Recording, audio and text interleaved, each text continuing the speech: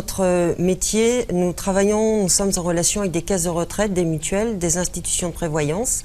Nous structurons donc pour leur compte, à leur demande, des fonds d'investissement dédiés à l'achat de logements en viager. Alors, c'est quoi les institutions de prévoyance? Alors, ça peut être des compagnies d'assurance, si elles le souhaitent, de prendre de leurs réserves, si vous voulez, de liquidité, pour structurer, pourquoi pas, un fonds dédié à l'achat de logements en viager.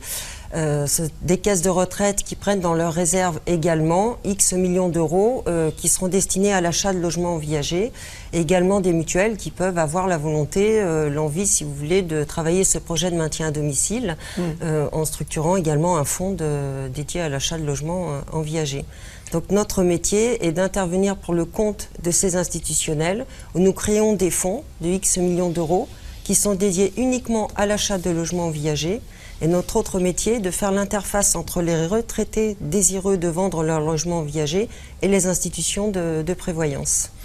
Alors c'est une vraie solution, le viager, pour vous, selon vous, pour la dépendance par exemple, ou l'entrée en dépendance, ou anticiper une éventuelle entrée en dépendance? Tout à fait.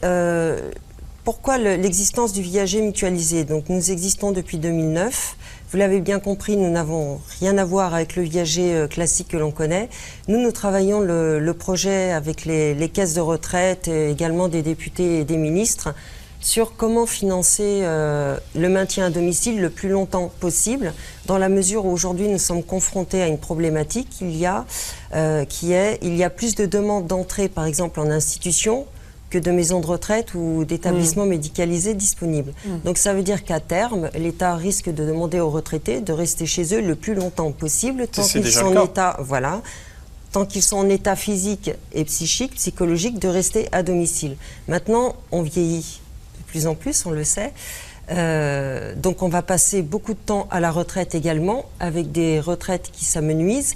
Comment financer son maintien à domicile. Donc c'est dans ce sens-là où nous avons réfléchi à cette problématique avec les caisses de retraite et nous avons opté pour cette solution de viager institutionnel où les caisses de retraite peuvent participer à leur manière à l'aide à l'autonomie financière en disant voilà, vous êtes retraité, vous souhaitez vendre votre logement en viager occupé, nous pouvons racheter votre logement en viager, vous restez chez vous le plus longtemps possible en percevant des revenus, en ayant une exonération en ce qui concerne les charges de propriétaire, parce que dans ces cas-là, c'est la caisse de retraite qui devient propriétaire des logements et qui prend en charge tout ce qui est charge de propriétaire, parce que nous parlions tout à l'heure des coûts également d'habitat pour les personnes, pour les retraités.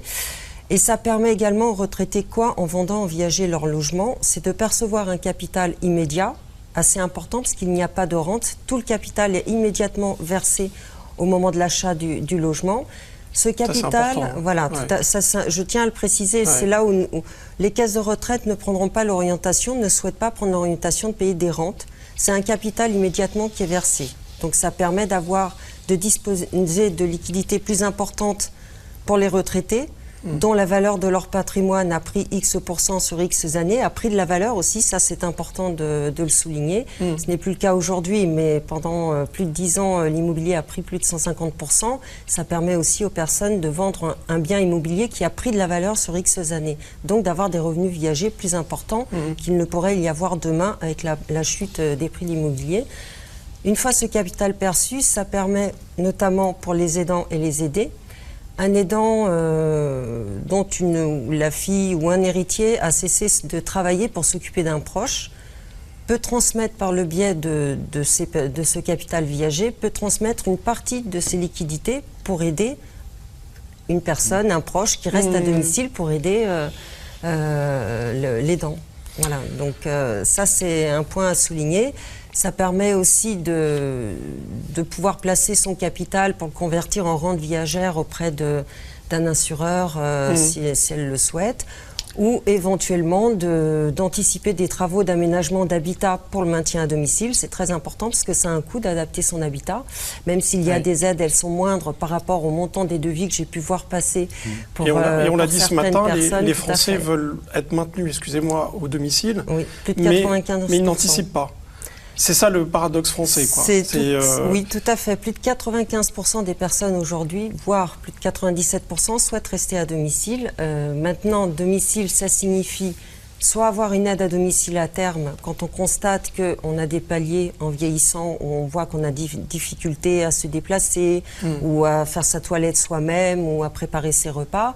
C'est vrai que cette solution permet de pouvoir anticiper ce maintien à domicile, d'aménager également son habitat. C'est quoi l'avenir du viager en France aujourd'hui? Alors, on constate aujourd'hui pourquoi nous avons réfléchi à ce viager institutionnel, c'est qu'il y a de plus en plus de personnes qui vont être amenées à devoir vendre leur logement en viager si elles sont propriétaires, parce qu'il faut être propriétaire évidemment de son logement, avec des pensions de retraite qui sont moindres. Donc on sait pertinemment, aujourd'hui il y a sur le marché plus de 20 000 logements mis en vente en viager. On sait que qu'il y aura une croissance importante à ce niveau-là, qu'il y aura de plus en plus de logements.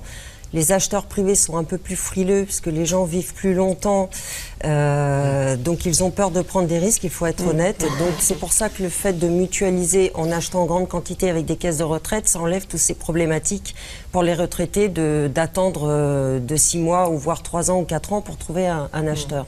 Donc la conclusion est qu'il y aura de plus en plus de retraités qui vont extraire des liquidités de leur patrimoine, donc vendre le logement en viager, avec moins d'acheteurs privés, donc on peut répondre à la demande en constituant des fonds avec des caisses de retraite.